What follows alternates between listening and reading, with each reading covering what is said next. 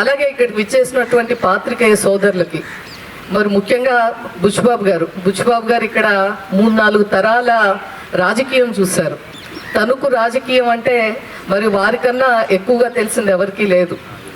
వారు రాసినటువంటి మంచి పుస్తకాలు కూడా, అంటే మా తరమే కాదు భవిష్యత్తు తరాలకి, మాకే చాలా విషయాలు తెలియనటువంటివి వారు రాసినటువంటి తణుకు దర్శిని పుస్తకం ద్వారా మనం ఒక తణుకు చరిత్ర, ఒక రాజకీయంగా కానీ చారిత్రాత్మకంగా కానీ, లేదా మనకు ఇండిపెండెన్స్ ముందు ఈ ప్రాంతంలో ఉన్నటువంటి పెద్దలు వారు ఆ స్వాతంత్ర ఉద్యమంలో పోరాడిన తీరు కానీ, ఆ తర్వాత ఒక వ్యవసాయక నేపథ్యంలో వచ్చినటువంటి పారిశ్రామిక విప్లవంలో మొట్టమొదటిగా ఇక్కడ ఏర్పాటు చేసినటువంటి మరి తాతగారు పెద్దలు గౌరవనీయులు హరిశ్చంద్ర ప్రసాద్ గారు ఆ రోజు మొదలుపెట్టినప్పటి నుంచి మరి ఇప్పటి వరకు కూడా ఉన్న ప్రతి కార్యక్రమాన్ని, ప్రతి విషయాన్ని కూడా, అంటే మనం ఒక బుక్ రిఫరెన్స్ తణుకు గురించి ఏమన్నా తెలుసుకోవాలి అంటే నేనైతే తణుకు దర్శిని బుక్కే చదువుతాను.